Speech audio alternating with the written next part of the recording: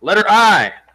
We're beginning here to discuss Israel. There's quite a little bit of, quite a bit of stuff to look at here. I actually have. You can't see it, but I'm gonna move it so that you can. See this? This is screen number 1 of, what's that number say? 199. 199. That's the scripture for what we're studying for this study. For letter I. That's just for letter I. That's what we're starting today. That's just for letter I. So there's a lot to look at here concerning Israel. And I think it'll be a real good study for us as well. So let's look here at the introduction. He says, historically, the Jews are a people without parallel in the annals of human history. No other nation on earth has experienced the presence and mighty hand of God as has Israel. No other nation on earth has survived oppression, captivity, and dispersion like that of Israel. From its origin, the Hebrew race has been at the center of God's dealing with mankind. Deuteronomy 32 verse 8 says, when the Most High divided the nations, their inheritance, when he separated the sons of Adam, he set the bounds of the people according to the number of the children of Israel. So Israel is special to God. And man, I read that paragraph, and it brings to mind Russia, Germany, obviously the biblical examples of what happened, Babylon, Assyria, the Medes and the Persians, the Romans, the Greeks, all that they have suffered by the kingdoms of this world from their existence almost, since, Egypt even, you think about Egypt too. And so, we look at that and as he says, indeed, oppression, captivity, dispersion. I mean, I think of the old movie, The Fiddler on the Roof, or the play or whatever. Anybody remember if anybody ever watched it or heard or saw the play or whatever? Do you remember the setting where they were? Nobody from my family say it. Does anybody know the town? Anatevka, which is a town in Russia. So it's probably of a certain state in Russia. I don't know, but Anatevka was what's that? Yeah, they sang the song Anatevka, right? Yeah. At the end. Oh yeah, If I Were a Rich Man, right? That's right. Bring back a lot of memories there of Tevye. Anyways, you think about the story of that play, or that writing, was to capture basically the culture and feeling of what it was like to be a Jew in that area during that time when they were cast out. Now, then there's all kinds of, I'm not necessarily up here to talk about, Hollywood videos and things like that, but there's so many stories written and plays and movies and things about what happened in Germany and the regions there with the Jews and the Holocaust and all of those things. So that nation has gone through so much. And what's crazy is not every nation, but many of the nations that have oppressed them have specifically said that they want to wipe them completely off the planet. Isn't that interesting? Why? Because it's God's people. It's God's people. And you'd even go back further. I think we mentioned something in the noon Bible study today. Somebody asked something about Genesis 5 or whatever, but we have all the way from the beginning, the devil trying to mess up God's chosen people from the very beginning, and all of this stuff just totally messed up stuff happening with Israel, and even the precursors before Israel became a nation. With trying to just mess up the whole human race, and just before the flood, and then Noah was perfect in his. Anybody remember what it says? He was perfect in his. No. There's a specific word that was used, that God used. We're going to talk about it when we get to that point on Sunday nights, but he was perfect in his generations. In his generations. Wouldn't have guessed that one? I wasn't looking for you to guess. I was hoping you'd know. He's perfect in his generations. What in the world would that denote?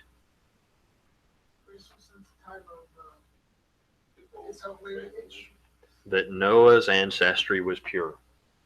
Noah was just a man, and there were hybrids going on in that time, and who knows, maybe all of the rest of the world had been affected by that point, rather than besides Noah's family. Maybe it was just Noah's family that wasn't affected. I don't know, but interesting thought, and that's a fun thing to discuss sometime. But the devil and the fallen angels trying to pollute the human seed, the seed of the woman that was prophesied to bring the Messiah, that was prophesied to bring, to bruise the head of the serpent. And so we have this attempt to pollute, and we have God saying, you know what, forget it. I'm done with that. Noah, you're perfect in your generations. You and your children, let's get on this boat. Let's go.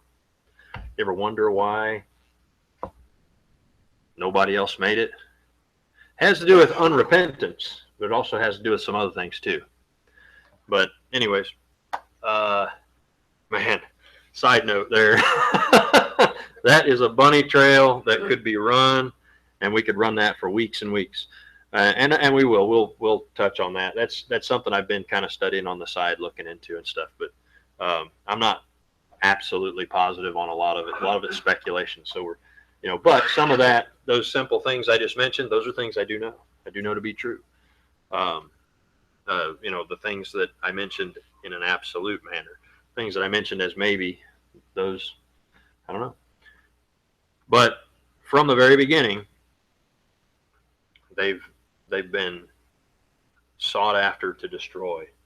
And then we have, of course, and I guess I'm giving you more than I should right now, because we're going to talk about the generations here, ancestry, in just a moment. But let's go through this, and then we'll talk about the ancestry.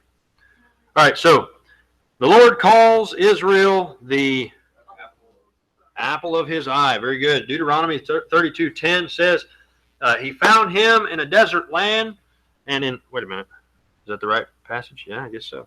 And in the waste, howling wilderness, he led him about and instructed him. He kept him as the apple of his eye. Lamentations 2 verse 18 says, their heart cried unto the Lord, O wall of the daughter of Zion, let tears run down like a river day and night. Give thyself no rest. Let not the apple of thine eye cease. And then this is all in reference of, it's the apple of the Lord's eye. Okay. Zechariah 2:8 says, for thus saith the Lord of hosts, after the glory hath he sent me unto the nations, which spoil you, for he that toucheth you toucheth the apple of his eye. So there you go. Some interesting stuff there, that Israel has a special place with God. Further, the Lord calls her his peculiar treasure. For the Lord hath chosen Jacob unto himself, and Israel for his peculiar treasure. Psalm 135 verse 4. The Lord calls Israel my glory. Isaiah 46:13 says, I bring near my righteousness, it shall not be far off, and my salvation shall not tarry, and I will place salvation in Zion for Israel, my glory. So he goes on and says, the Bible promises a special blessing to those who love God's chosen people. Psalm 122 verse 6 says, pray for the peace of Jerusalem, they shall prosper that love thee. And there's more, there's the Abrahamic covenant, and we'll look at that as well as we get on into here. So prophetically, one cannot properly understand God's plan for the ages to come without first understanding the Jew. This is important. I want you guys to just stop for a moment and think about what I just read there.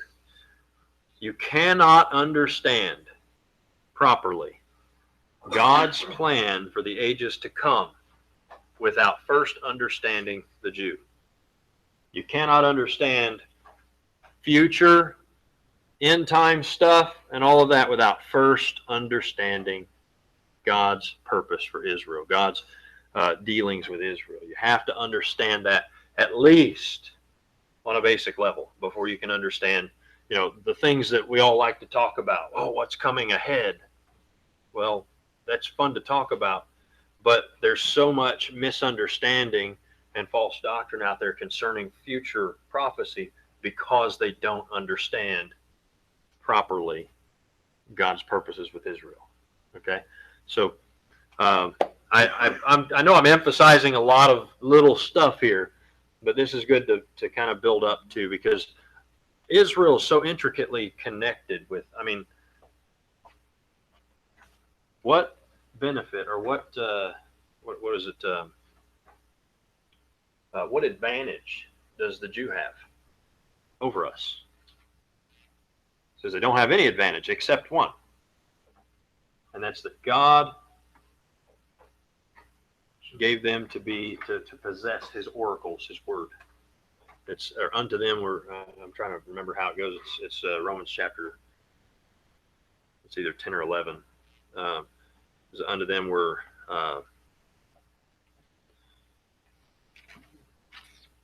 Yep. No, it's Romans chapter 3. What advantage then hath the Jew, and what profit is there of circumcision? Much every way, chiefly because that unto them were committed the oracles of God. Now, in many ways, it passes on to us, but without the Jew, we don't have a Bible at all. Without Israel, we don't have this. Without Israel, we don't have churches. Without Israel, we don't have the Word of God. Isn't that interesting? All right, we'll go on here. So, currently, world events should be considered in light of Israel and Jerusalem. This Bible lesson studies Israel's past history, then looks ahead to see God's future plans for His people. So I'm excited about it. It's kind of cool. There's like 20 pages, I think, in this study, and then that's 199 screens of Scripture, but it's actually like, I think, 35 pages of Scripture, something like that. We're not going to read every single one, though. Some of them are actually whole chapters typed out. So I did that because we'll dip in and grab a piece and another, So, all right. So Israel, a chosen nation. Up in Genesis chapter 11, verse number 9, God dealt with the human race in general. After man's wicked rebellion at the Tower of Babel, God gave them, or the nations, up, as He says in Romans. So we're going to look at that just real quick here. It says, therefore, is the name of it called Babel, and this is referring to the tower there, Babel, or the city. It says, because the Lord did there confound the language of all the earth, and from thence did the Lord scatter them abroad upon the face of all the earth. Now, we're going to hold up for a second here. He called it Babel, not Babylon. Babel. Don't get them confused. It's not the same.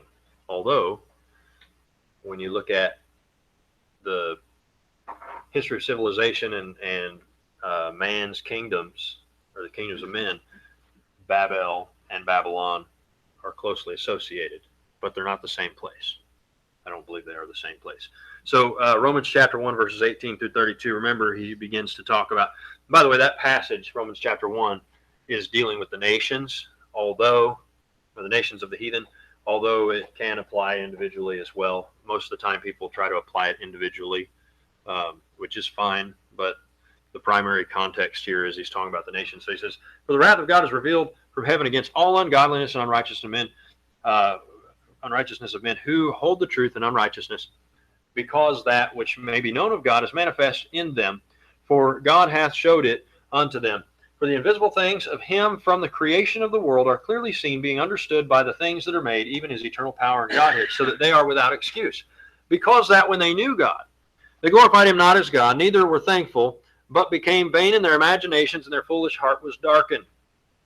Professing themselves to be wise, they became fools, and changed the glory of the uncorruptible God into an image made like to corruptible man, and to birds, and to four-footed beasts, and creeping things. What do we call those? Scott, what? What do we call those? Idols. Idols. All right. Wherefore God also gave them up to uncleanness through the lusts of their own hearts, to dishonor their own bodies between themselves, who changed the truth of God into a lie, and worshiped and served the creature more than the Creator, who is blessed forever. Amen. For this cause God gave them up unto vile affections, for even their women did change the natural use into that which is against nature, and likewise also the men, leaving the natural use of the woman, burned in their lust one toward another, men with men, working that which is unseemly, and receiving in themselves that recompense of their error which was meet. And even as they did not like to retain God in their knowledge, God gave them over to a reprobate mind, to do those things which are not convenient, being filled with all unrighteousness, fornication, wickedness, covetousness, maliciousness, full of envy, murder, debate, deceit, malignity, whisperers, backbiters, haters of God, despiteful, proud, boasters, inventors of evil things, disobedient to parents, without understanding, covenant breakers, without natural affection, implacable, unmerciful, who knowing the judgment of God, that they which commit such things are worthy of death, not only do the same, but have pleasure in them that do them. So we see this, God giving them up, and I went through that really fast because we could preach about 17 messages out of that one passage. But the idea is here, the nations, as they rebelled against God, or as they did not like to retain God in their knowledge, they were not thankful. They would rather worship the creation and creatures rather than the Creator. God gave them up as they gave him up. Okay, so that's basically the concept there. It goes on, says, turning aside from the great river of humanity, Genesis chapter 10, which I put the whole chapter in there. We're not going to read that whole chapter, but the chapter, Genesis chapter 10, is the genealogy, basically, from it deals with Noah and his sons there as well, on down. But we find, though, that in the midst of that, we have Cush begat Nimrod. He began to become, he began to be a mighty one in the earth.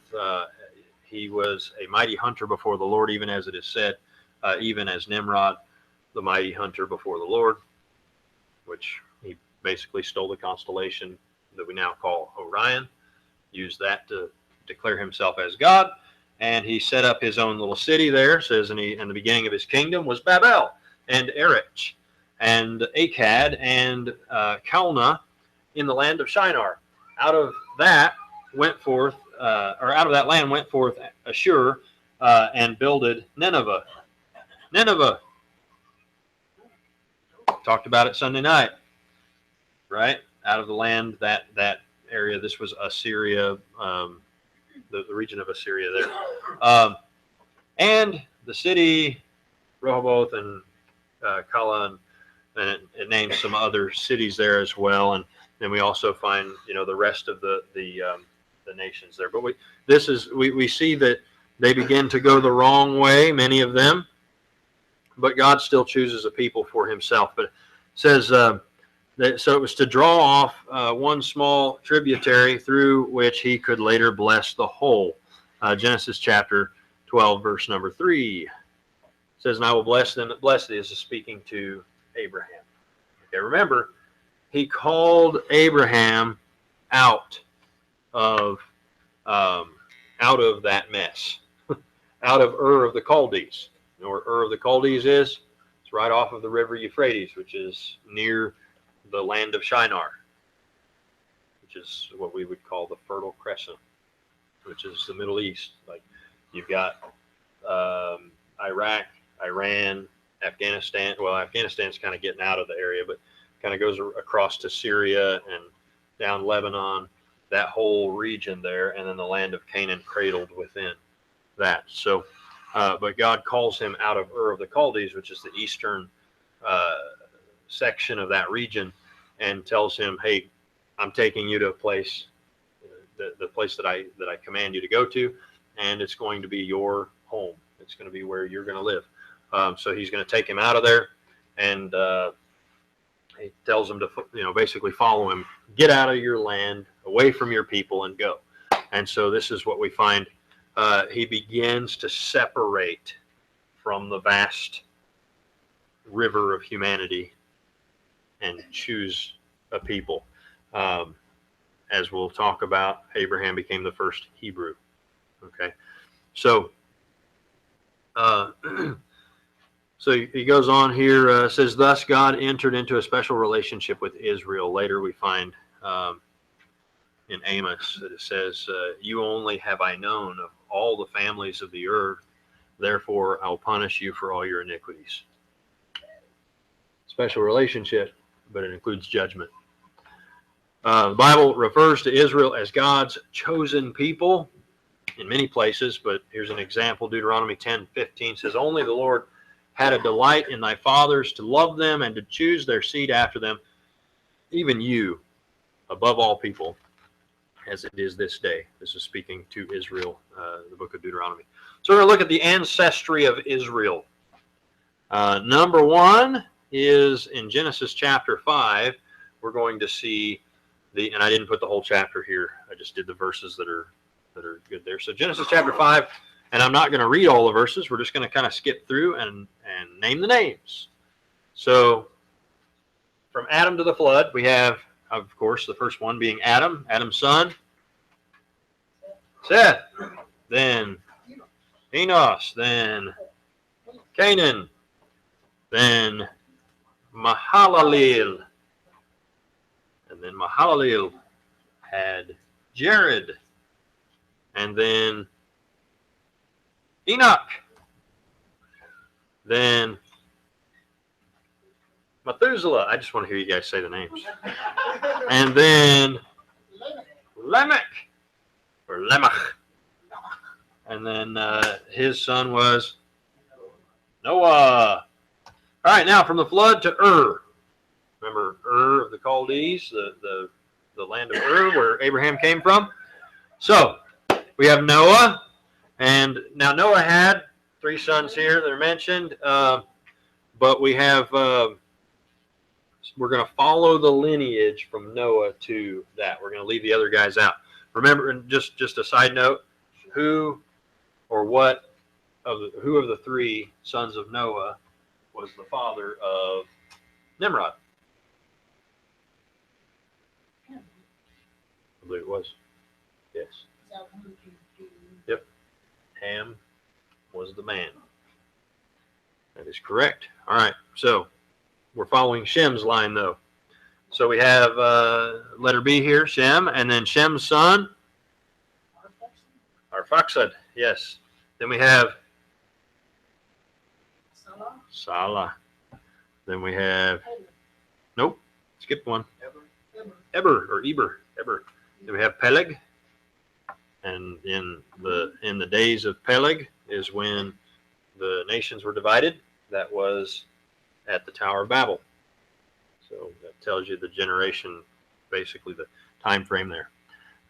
Then we have Reu, then Serug, and then Nahor, and nope, Terah or Terah. Some people call him Terah. And then it was Abram, who had two brothers, Nahor and Haran. Haran, yes. Is that? Yes. Yeah, and actually that's where there's the city that Terah died, or Terah died. And we find, now I can't remember which one Lot was from. Does anybody remember whose son Lot was? Was it Nahor or Haran? Was it Nahor? I think Haran, which I think we're going to look at that actually. No, maybe not. Well, all right. So Genesis chapter 17, that's not necessarily relevant to our study anyways. I just, side note, trivial question. All right, Genesis chapter number 17 and verse number 15. We have the name of Abram changing to, did I say 16 or 15 or whatever? 17:5. Yeah, Abraham, right? Name becomes Abraham. And then he has a child, Genesis chapter 21, verse 3, and his name was Isaac. Did he have any children before Isaac? No. They were his, but not his wife's. Ishmael, yes. And then Isaac had two children, and one was chosen over the other, and his name was Jacob, yes. So we see after that came out his brother, his hand took hold of Esau's heel, and his name was called Jacob. Isn't that interesting? They named him Jacob because he grabbed his brother's heel like he was tripping him up, like a supplanter would do to trip someone. So he grabs his heel, and that's how he got his name. What's that? Haran? Okay. All right. Father of Lot is Haran. And so Nahor is the father of Laban and all those, basically you have, let's see, Isaac and Rebekah. Rebekah was the brother of Laban, right?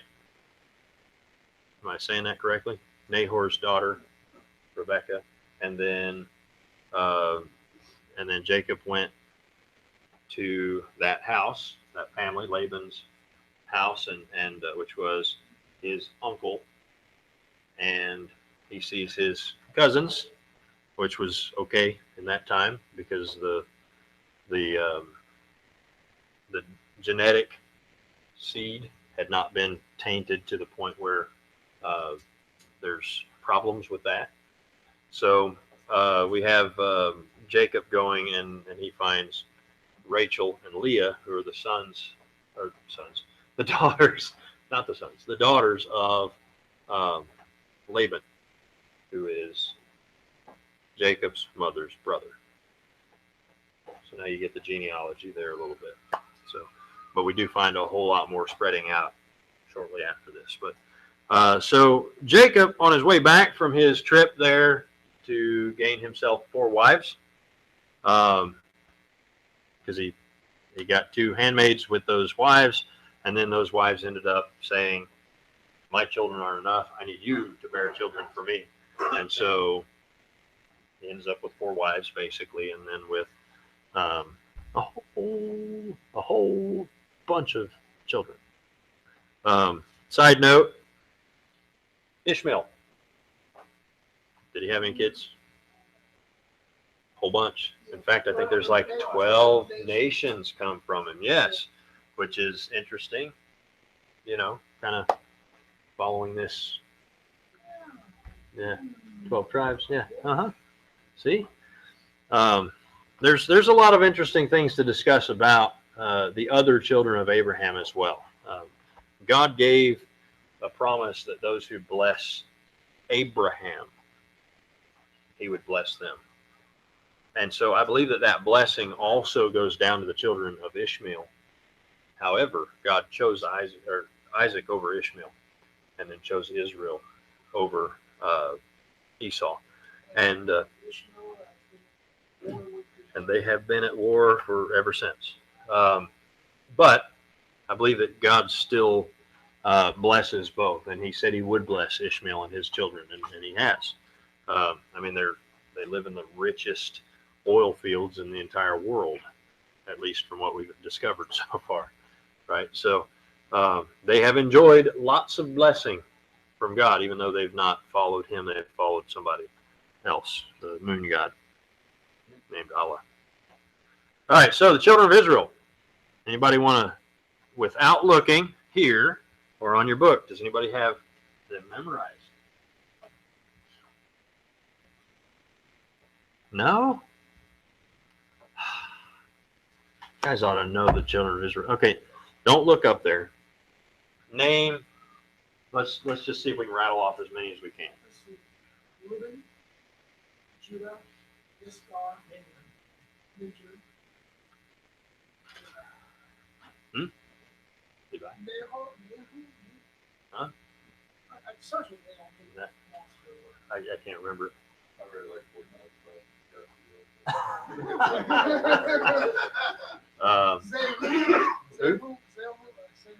Zebulon. Naphtali.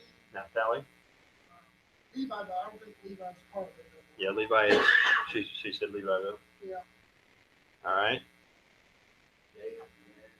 Dan, Gad, Asher,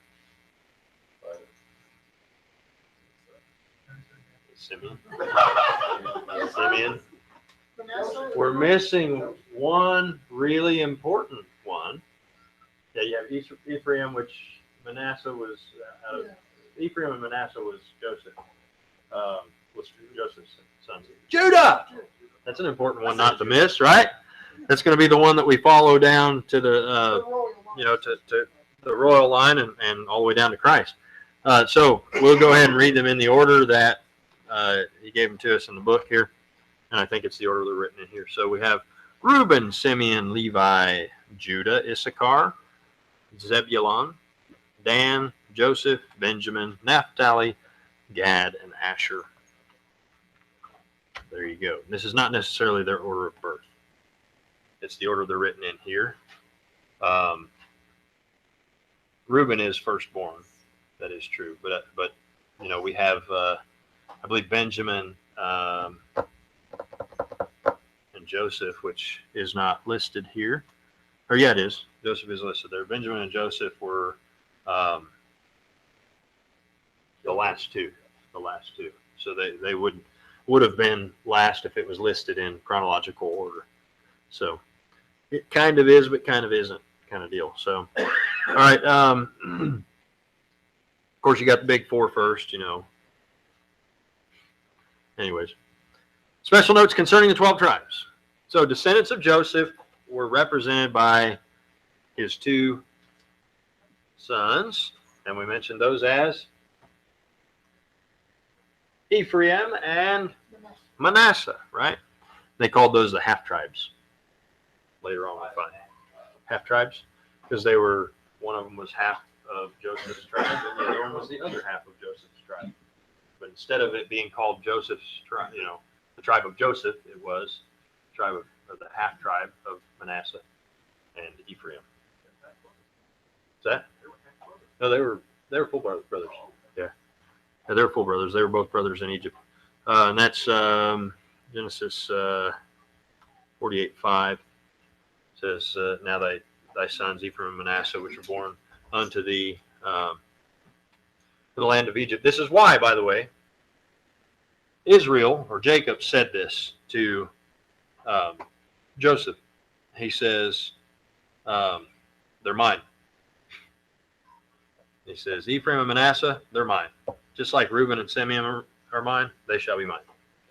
So now he says this like on his deathbed, but he says it nonetheless. And so, in other words, those two sons basically became direct heirs of Israel. And that was actually a pretty big thing, because usually what it would normally be is Joseph would get his share and then they would get Joseph's share after he passed. But no, he said, no, they're my heirs. And Joseph didn't need anything because he was like second in command in Egypt. So you know, didn't need anything from that. So, so it just passed directly to his children. So then we have another, this is concerning the land. When they get back into the land, a certain tribe did not receive inheritance of land. It was a priestly tribe of Levi, yes. We'll find Deuteronomy 10, 8 and 9 says, at that time the Lord separated the tribe of Levi to bear the ark of the covenant of the Lord, to stand before the Lord, to minister unto him, and to bless his name unto this day. Wherefore Levi hath no part nor inheritance with his brethren. The Lord is his inheritance. That's pretty cool. According as the Lord thy God promised him. Then we have some other passages that deal with the same thing there. Verses 1 and 2 of chapter 18 as well. So Reuben happened to forfeit his birthright. Birthright? Yep. Yep, you're reading the Deuteronomy 18, I think.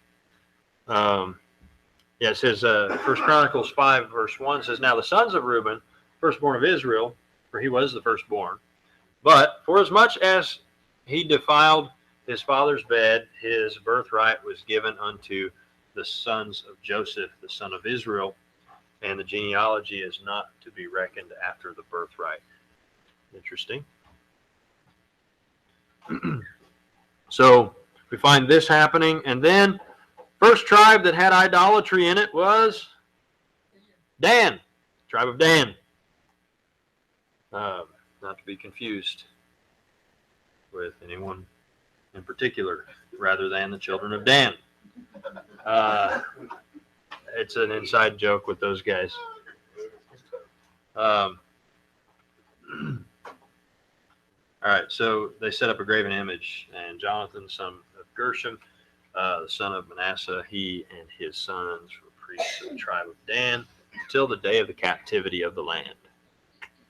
So I believe this wasn't the captivity way later. It was captivity of Israel during the Judges there, during that period of time in the Judges. All right. So names of Israel. We're gonna try to. Oh my. Yeah. I skipped one. Royal tribe. Judah, you all have it. You guys are. I'm moving too slow, I think. You guys are ahead of me. The royal tribe is Judah. Yep. And let's see. Maybe we can flash through the names of Israel real quick here. We'll give it a shot. We have 7 minutes. Let's do it. All right. Names of Israel. The Bible uses several names for God's chosen people. And it gives a few passages here. Let me see. Let me skip on to where we're at here. See what I mean? We got a lot of scripture here. Not reading every bit of it. So Hosea. Careful now. Careful. Would you break it?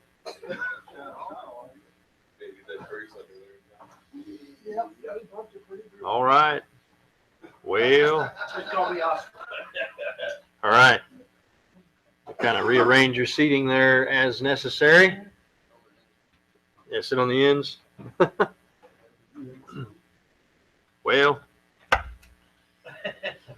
I didn't think it'd be a problem. All right. Where are we at here? Names of Israel. So God uses several names for his chosen people. So Judah is one of the tribes of Israel.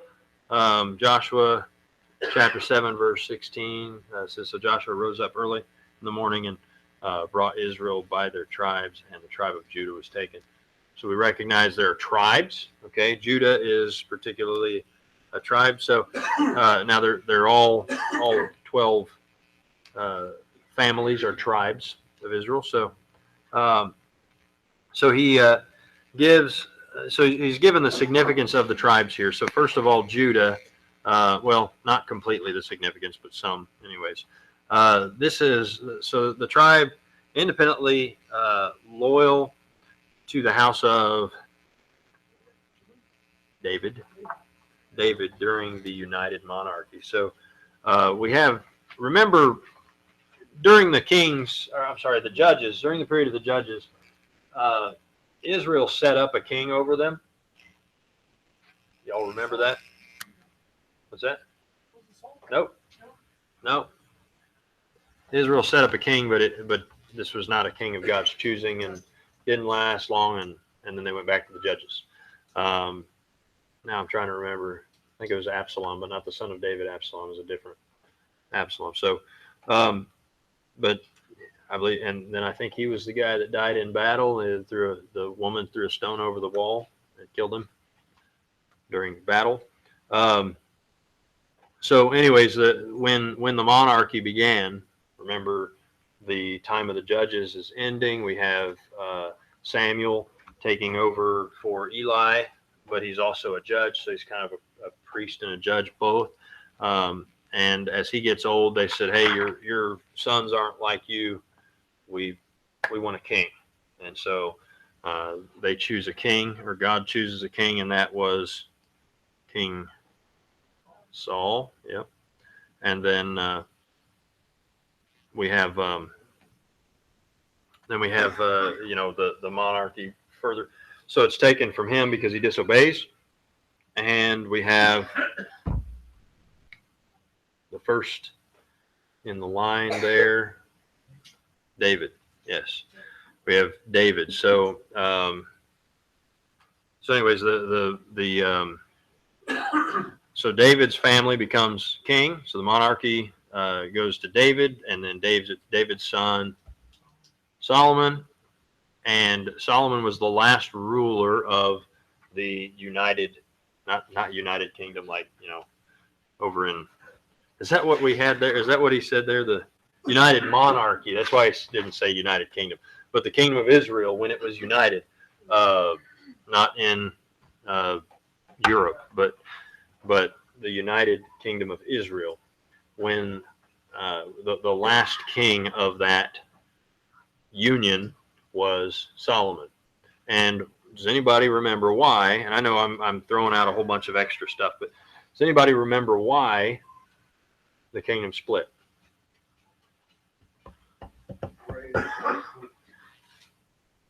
Well, Rehoboam was the son of Solomon. He made a bad choice, but it was prophesied that it would happen before that. God said that he would take the kingdom from Solomon, but not during his life, from his son. Why? Because Solomon actually put high places. Because Solomon listened to some of his wives that were pagan and set up high places in the land of Israel, and they worshipped Baal and Ashtaroth in those high places. And so God says, "You let those women take your heart away from me. I'm taking the kingdom away from you."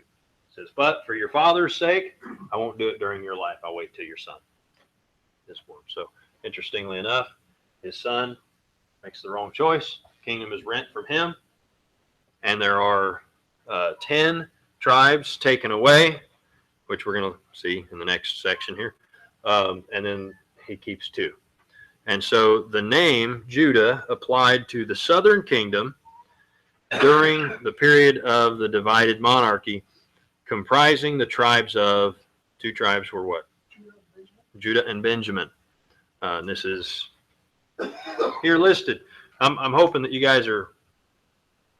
I did hand these out last week for you guys to study, so you've got them now.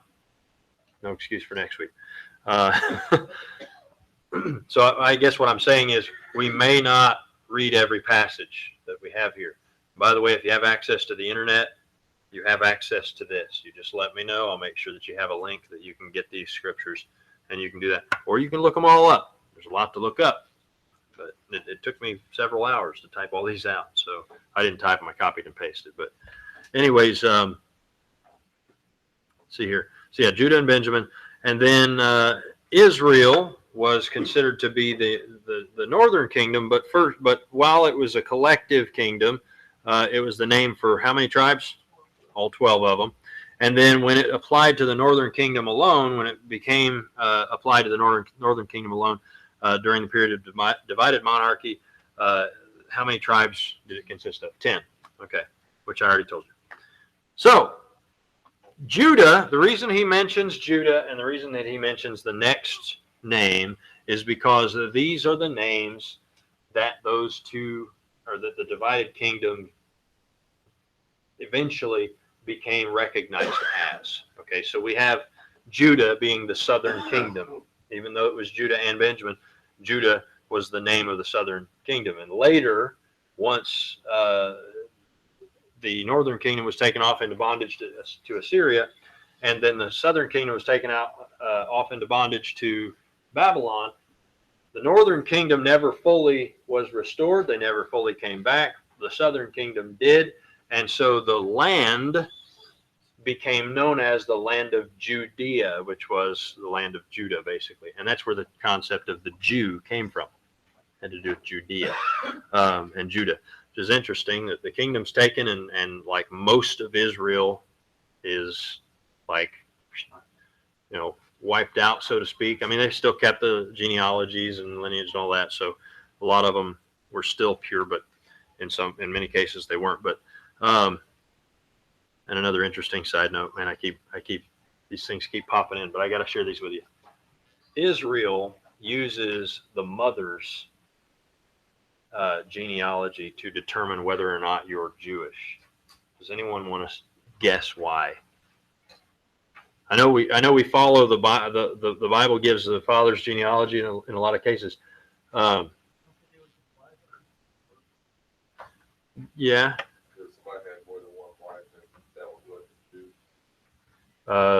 That's other reason. Yeah.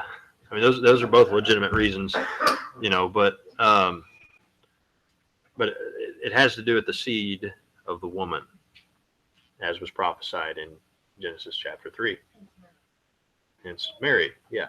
But notice, though, that when we look at the genealogy for Joseph and Mary, we're following their fathers all the way back. But interestingly enough, though, we find that they even still to today, they say, well, who is your mother's mother, and was she a Jew? Was your grandmother a Jew?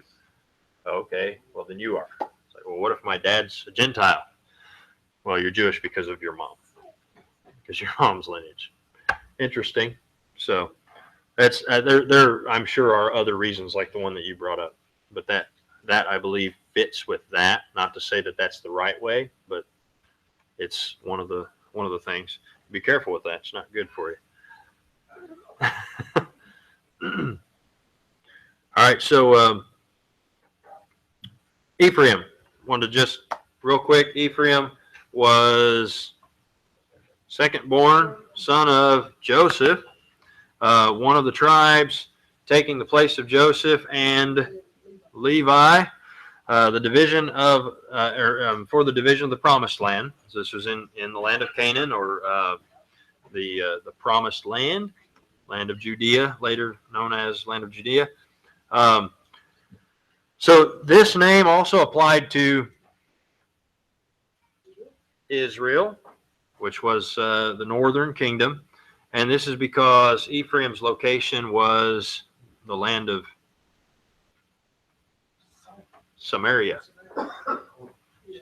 And I guess I'm still in the wrong place on the verses here. So we should be Isaiah 7:17. See,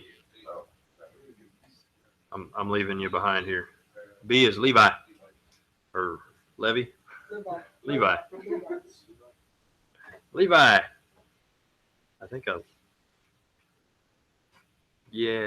see here. 17. Yeah, I'm way behind here on my slides, on my screens.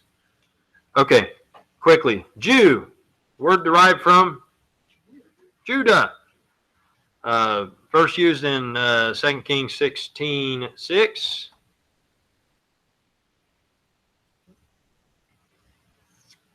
Talking about driving the Jews from Elath.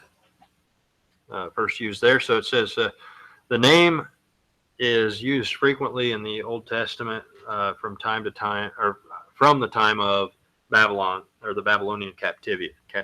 And why would that be?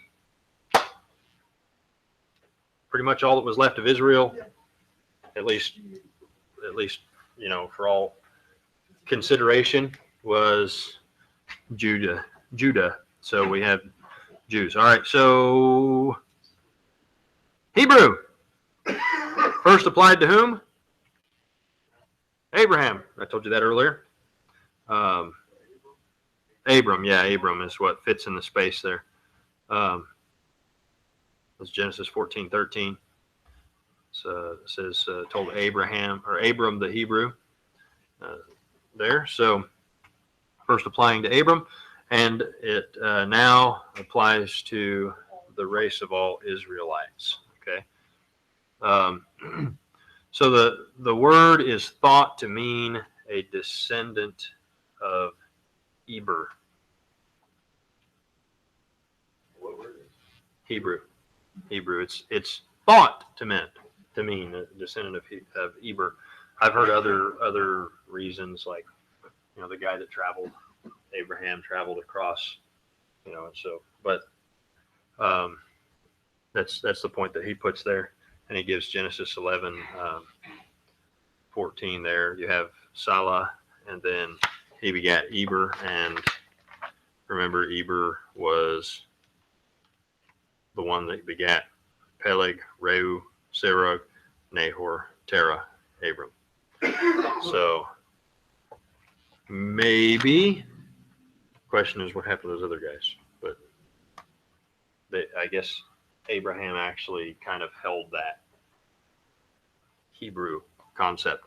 All right, so we're almost done here. In the New Testament, the Apostle Paul called himself a Jew, and he was of the stock of